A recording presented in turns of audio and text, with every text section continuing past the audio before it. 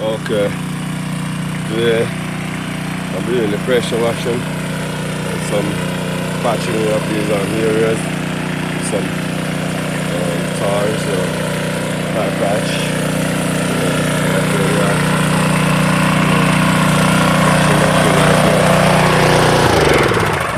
Too much nice. Yeah, so I'll be showing you the before and then I'll be showing you guys the after. And we're also doing a little bit of work over here on this land too.